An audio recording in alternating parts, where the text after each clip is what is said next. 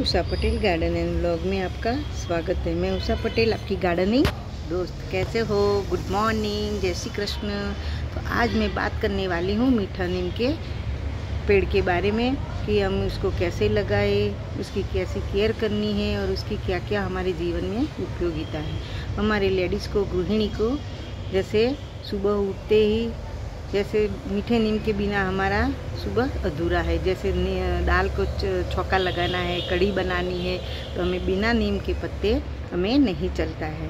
तो नीम पत्ते को हमें हर रोज़ ज़रूरत पड़ती है। हम सब्जी मंडी जाते हैं तो लाते हैं और फिर हम इसको स्टोर करके भी रख सकते हैं। पर जब हमारे घर पे हमें मीठा नीम मिल जाए तो कितना अच्छा लगता है कि जैसे ही गैस के ऊपर दाल को मतलब तड़के तेल को लगाया है छौंके के लिए, और यहाँ आके हम अपने प्लांट से एकदम फ्रेश नीम पत्ता तोड़ के, कड़ी पत्ता बोलते हैं, नीम पत्ता बोलते हैं, मीठा नीमड़ा बोलते हैं गुजराती में, तो तोड़ के हम तुरंत यूज़ कर सकते हैं। तो पहला उसका ये बेनिफिट है कि हमको इसको छौंके में हर रोज़ ज़रूरत पड़ती है, और आलू की सब्जी हो, दाल हो, कढ़ी हो, इसके बिना अधूरा है। इसका एक अच्छी सी हम सुगंध आती है। जैसे ही हम प्लांट के पास आते हैं इतनी इसकी खुशबू आती है। जैसे आप भी ऐसे ही करोगे और फिर हम इसको सूंघते हैं, नाक के आगे ले जाते हैं तो एक अच्छी सी खुशबू आती है इसकी, एकदम मीठी मीठी इसकी सुगंध होती है।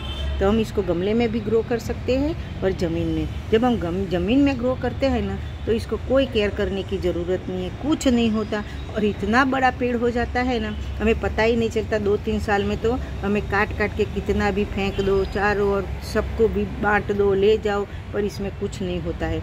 और दूसरा ये उसका मीठा नीम छौंके में मतलब खाने में तो इसका यूज करते हैं, लेकिन तेल बनाने के लिए भी इसका यूज होता है। बाल में जब हम तेल बनाते हैं उसके लिए, तो बाल के लिए जब हम तेल बनाते हैं तो जब उबालते हैं, तेल को उबालते हैं, इसमें भी हम डाल सकते हैं।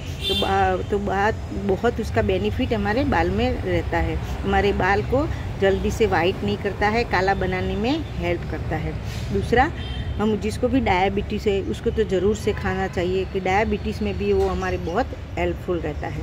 तो ऐसे ही ऐसे प्लांट को हमें ज़रूर से अपने गार्डन में लगाना चाहिए। शुभ प्लांट है, बेस्ट एयर प्यूरीफायर प्लांट है, और हमारी गृहिणी को तो सुबह शाम जब भी चाहो इसकी ज़रूरत रहती है, तो इस प्लांट को हमें ज़रूर से लगाना चाहिए। तो दूसरा, एक कटिंग से भी ग्रो होता है और सीड से। अभी आप जिसके पास जहाँ बड़ा सा नीम का पेड़ होगे, जैसे ज़मीन में लगा हुआ है, बड़ा सा पेड़ है, तो आप इसको ऐसे ही इसके सीड्स आपको मिल जाएंगे। देखो ऐसे ही इसके सीड्स होते हैं, मिल जाएंगे। कुछ करने की ज़रूरत नहीं, ला के ही आप बस खाली गमले में छोड़ दो, तुरंत अपने आप ग्रो होने लगता है। ये फट जाता है और आप देखो इसमें तुरंत ग्रो होने लगता है। इधर नीचे में दिखाओ, देखो ऐसे ही मैंने रखा है। वीडियो बनाना था, मैं ला के मैंने छोड़ दिया था, पर मैं कुछ वीडियो नहीं बना पाई कुछ दिनों के लिए, तो 1 हफ्ते भी नहीं हुआ है। अपने आप मतलब सारे सीड्स ग्रो हो गए हैं। ऐसा नहीं है कि एक भी सीड्स जर्मिनेशन नहीं हुआ है। तो इजीली सीड से ग्रो होने वाला प्लांट है।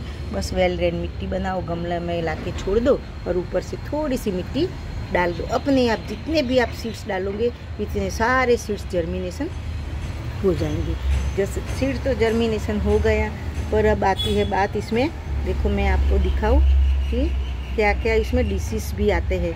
ऐसे देखो, आप देख सकते हो इसमें, ये देखो, फिर इसमें लार्वा बनता है और इसमें काले कीड़े बनते हैं। अभी तक तो नहीं है, लेकिन जैसे ही ऐसा हो जाता है फिर हमारे प्लांट में जो भमरा आता है, जो हमारे गार्डन में पतंगिया आता है ना, बटरफ्लाई, वो इसके इंडे इसके ऊपर रख के छोटा छोटा येलो इसका पीस होता है, मतलब इंडे होते हैं, और फिर रख जाते हैं और फिर इसमें काले काले कीड़े बनना शुरू हो जाता है। और कीड़े इतने बड़े बड़े हो जाता है ना, वो भी पता नहीं चलता, और फिर हमारा प्लांट पूरा ख़राब कर देता है।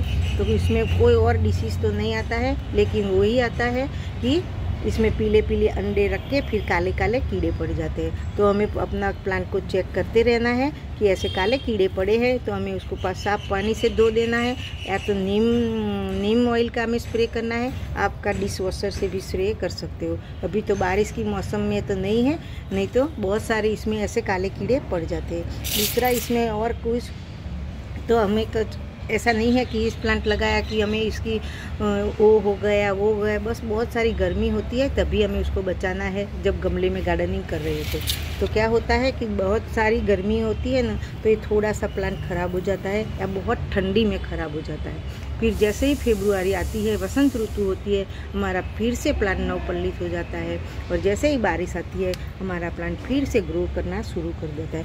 ये मैंने एक ही साल भी नहीं हुआ है, मैंने उसको ऐसे ही लगाया था। आप देख सकते हो कितने ढेर सारे, जैसे मैंने इसमें सीड डाली थी ऐसे ही मैंने ढेर सारे इसमें सीड डाले थे। सारे प्लांट मेरे जर्मिनेशन हो गए। गर्मी में कुछ मर गए थे तो मैंने ऐसे निकाल दिए थे। ये देखो, दिख रहा, तो ऐसे ही मैंने निकाल दिए थे। पर जब ये प्लांट बड़ा हो जाता है तो हमें बहुत सारे एक ही गमले में नहीं रखना है, क्योंकि हमें उसको एक ही प्लांट को, किसी एक प्लांट को निकाल के हमें एक बड़ा गमला दे देंगे तो बहुत इजीली वो तो अच्छे से एक पेड़ का झाड़ी नुमा रूप कब ले लेता है वो भी पता नहीं चलता। एक ही गमले में भी वो हमारे यहाँ सालों साल चलता है, कुछ नहीं होता, बस थोड़ी सी केयर करने की ज़रूरत होती है। जब हम गमले में लगाते हैं तो आप साल में 2 बार, एक बसंत ऋतु में और अभी जब बारिश बंद हो जाएगी तब आप बस इसको एक वर्मी कंपोस्ट या कभी कभी चाय पत्ती या कभी कभी हल्दी पाउडर डाल दो। एक मुट्ठी वर्मी कंपोस्ट या गाय का गोबर कुछ भी डाल दो, इतने अच्छे से आपका ये प्लांट चलेगा कि आप इसको देख के खुश हो जाओ। और आपको घना बनाना है तो क्या करना है वो भी मैं वो भी मैं आज बताती हूँ। जब भी मैं यहाँ से ही लेती हूँ, मेरे घर के लिए यहाँ से ही लेती हूँ, तो क्या करना है, घना बनाना है। ऊपर की टोच जो होती है इससे आप पिंचिंग कर दो, जैसे यहाँ है, तो इससे क्या है हमारा प्लांट घना बना रहेगा। ये ऐसे दूसरी जगह बताओ,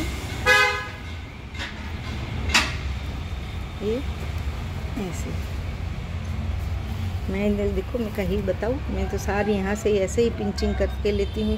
तो क्या होता है हमारा प्लांट घना बैठता रहता है और कब झाड़ी नुमा रूप ले लेगा हमें पता ही नहीं चलेगा। यहाँ से भी देखो, ये तो प्लांट में सबसे ज़्यादा महत्व, खाद से भी ज़्यादा महत्व पिंचिंग का होता है। तो मैंने ऐसे ही डाल दिया, आज मैं उसका यूज करूँगी, क्योंकि ऐसा यूज करने से क्या होता है एकदम से वो मुलायम होता है, तो दाल सब्जी में आता है तो हम खा सकते हैं। वैसे तो इसको हम ऐसे भी धो के साफ करके खा सकते हैं, बहुत हमारे इसके बेनिफिट है हमारे शरीर के लिए।